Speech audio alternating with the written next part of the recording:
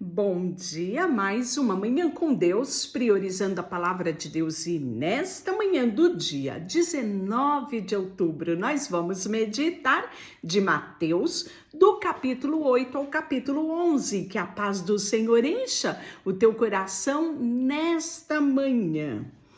A cura de um leproso. Ora, descendo ele do monte... Lembra que ele subiu e estava ensinando ao povo as bem-aventuranças? Pois é, finalizado esse momento, ele desceu e grande multidão o seguia. E eis que um leproso, tendo se aproximado, adorou, dizendo: Senhor, se queres, pode purificar-me. E Jesus, estendendo a mão, tocou-lhe, dizendo: quero, fique limpo. Imediatamente ele ficou limpo da sua lepra. Disse-lhe então Jesus: olha, não digas a ninguém, mas vais mostrar-te ao sacerdote, fazer a oferta que Moisés ordenou para servir de testemunho ao povo. Então, ele quebrou, né, um certo protocolo, né? Porque o leproso, ele não podia ter esse contato. A lepra era altamente contagiosa. Nós falamos muito sobre isso quando nós estávamos lendo o Pentateuco, né? Então havia muitas regras, né, em relação à questão da pessoa leprosa. E esse leproso, ele adorou a Jesus, ele, se prostrou diante de Deus, e isso tomou o coração de Jesus, e Jesus o tocou. Olha só, né? Nós podemos ver aqui, né? Imagina só desse ato de Jesus ter tocado nele. Isso foi algo extraordinário para esse leproso, porque ele era acostumado a ser repudiado por tudo e por todos. Então, Jesus o cura e manda ele cumprir o protocolo da lei, que era o quê? Levar-se, mostrar ao sacerdote e oferecer o sacrifício. Logo em seguida, nós vemos a cura do criado de um centurião. E essa parte aqui nos mostra a fé desse centurião em favor de outros. Porque é muito fácil, né? Muito fácil não, às vezes até difícil você ter fé em prol de você mesmo, né? Aqui ele teve fé em prol de um empregado dele, né? De um soldado. Tendo Jesus entrado em Cafarnaum, apresentou-lhe um centurião, implorando: Senhor, o meu criado jaz em casa, de cama, paralítico, sofrendo horrivelmente. Jesus disse: eu irei curá-lo. Mas o centurião respondeu: Senhor, não sou digno que entres na minha casa, mas apenas manda uma palavra e o meu criado será curado. Pois também eu sou homem sujeito à autoridade, tenho soldado as minhas ordens e digo a este: vai, e ele vai, e o outro vem, e ele vem, e ao meu servo faze isso, e ele o faz. Ouvindo isto, admirou-se Jesus e disse aos que o seguiam: em verdade vos digo e vos afirmo que nem mesmo em Israel achei fé como esta.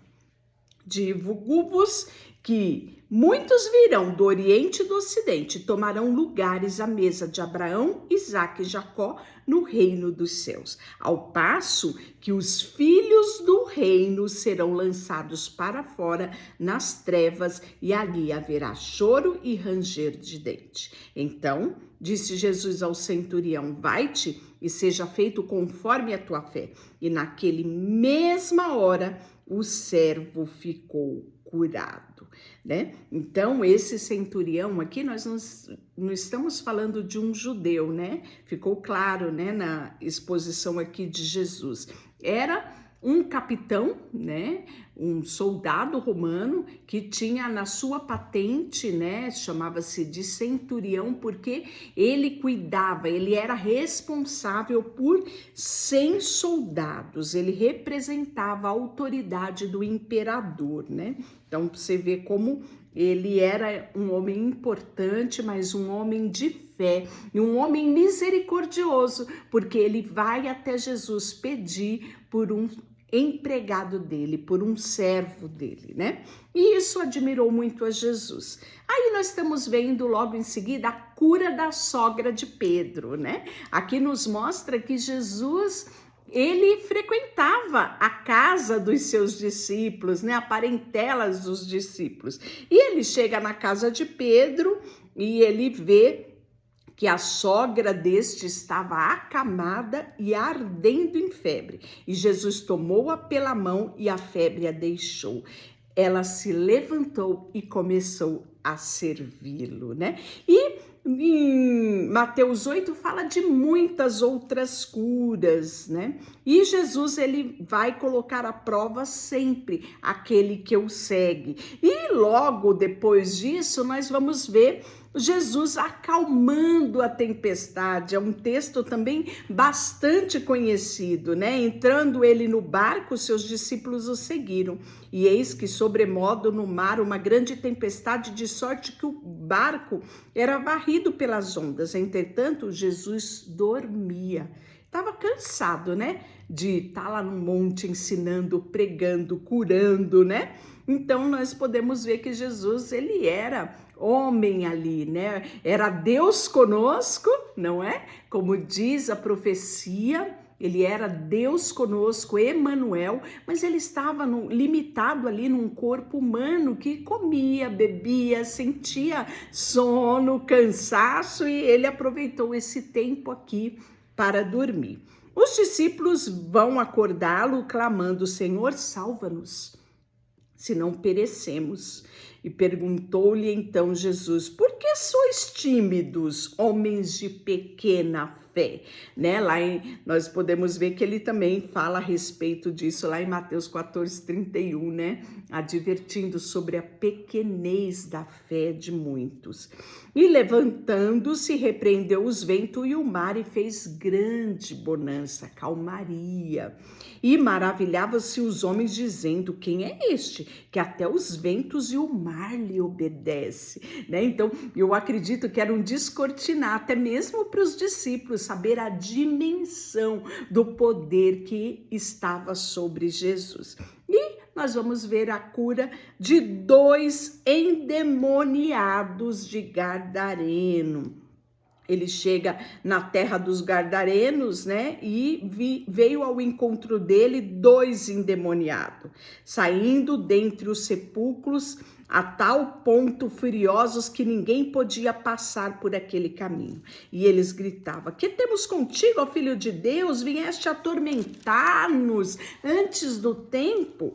E aí nós vamos ver que Jesus, o texto diz, ora, andava pastando para longe dele uma grande manada de porcos. Então os demônios lhe rogaram: se nos expeles, manda-nos para a manada de porco. Pois ide, ordenou-lhe Jesus, e eles saindo passaram para os porcos, e a manada se precipitou despenhadeiro abaixo para dentro do mar, nas águas pereceram. Imagina o dono desses porcos, né? Então a cidade toda saiu para encontrar-se com Jesus, e vendo-o, rogavam que se retirasse deles, né? E aí a cura do paralítico, nós vamos ver também em Lucas 5, Marcos 2, vai falar a respeito desta cura, que entrando Jesus num barco, passou para o outro lado, para uma outra cidade, e eis que lhe trouxeram um paralítico deitado no leito. Vendo-lhe a fé, Jesus disse ao paralítico: tem bom ânimo, filho, estão perdoados os teus pecados. Mas alguns escribas diziam: este fala blasfêmia. Jesus, porém, conhecendo-lhe os pensamentos, por que cogita o mal no vosso coração? Pois qual é mais fácil dizer: estão perdoados os teus pecados, ou levanta-te e anda? Ora, para que saibais que o Filho do Homem tem poder sobre a terra, autoridade para perdoar pecados, disse então ao paralítico: levanta, toma o teu leito e vai para a tua casa, né? E ele levantou e partiu para casa. Vendo isso, as multidões, possuídas de temor, glorificavam a Deus e deram que deram tal autoridade aos homens. E aí nós vamos ver o chamado de Mateus. Lembra que eu comentei isso quando nós iniciamos o livro de Mateus? Pois bem, olha que extraordinário. Partindo Jesus dali, viu um homem chamado Mateus, sentado na coletoria. Então, a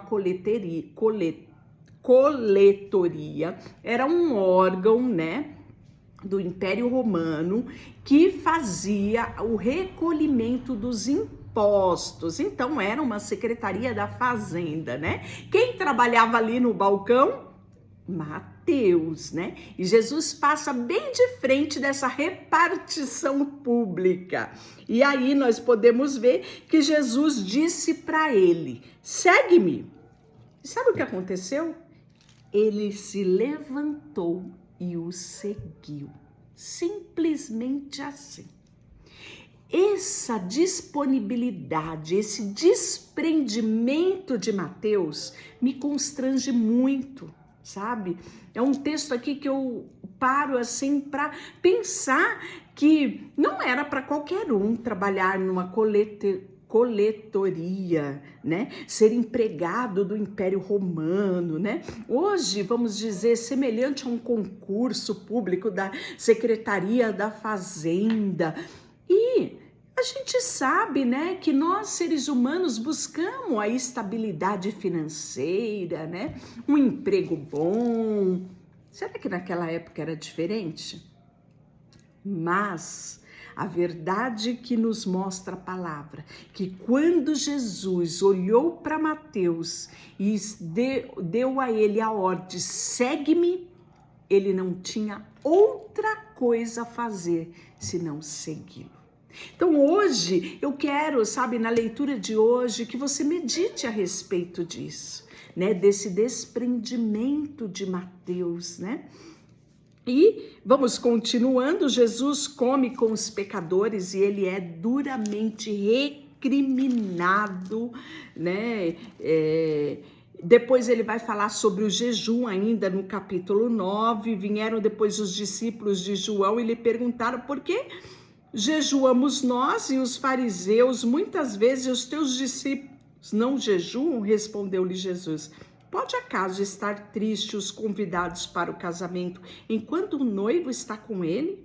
Dias virão, contudo, em que lhes será tirado o noivo e nesses dias onde jejuar. Né? Então, Jesus aqui claramente fala sobre o momento da partida dele, como seria a vida dos discípulos, né, após a partida de Jesus. E aí nós vamos ver um pedido de um chefe, que está no versículo 18, enquanto essas coisas lhe dizia, eis que um chefe, aproximando-se, adorou e disse. Quem era esse chefe, né? Era o próprio Jairo.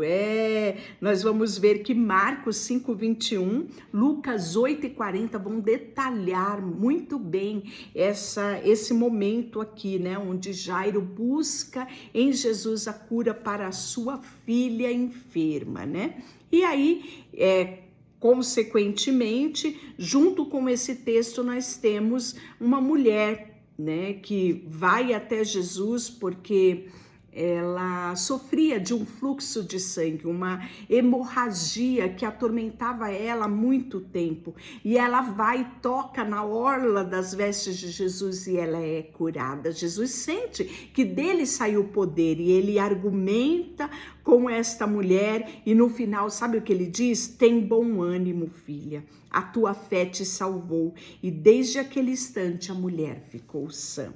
Né? E aí logo em seguida Jesus chega à casa de Jairo, porque ele está a caminho da casa de Jairo quando essa mulher o toca.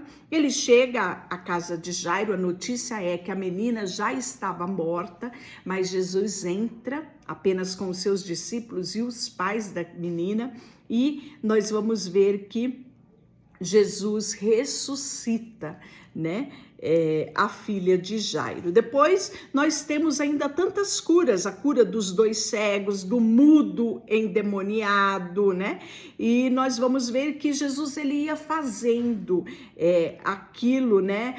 O bem em toda parte, né? E ele nos convida também a sempre fazermos o bem por onde quer que passamos. E percorria Jesus todas as cidades e povoados, ensinava nas sinagogas, pregava o evangelho do reino, curava toda sorte de doenças e enfermidades, e vendo a multidão, compadeceu-se dela, porque estavam aflitas, exaustas, como ovelha que não tem pastor. Então disse-lhe aos seus discípulos: a seara, na verdade, é grande, mas os trabalhadores são poucos. Rogai, pois, ao Senhor da seara que mande trabalhadores para a sua seara.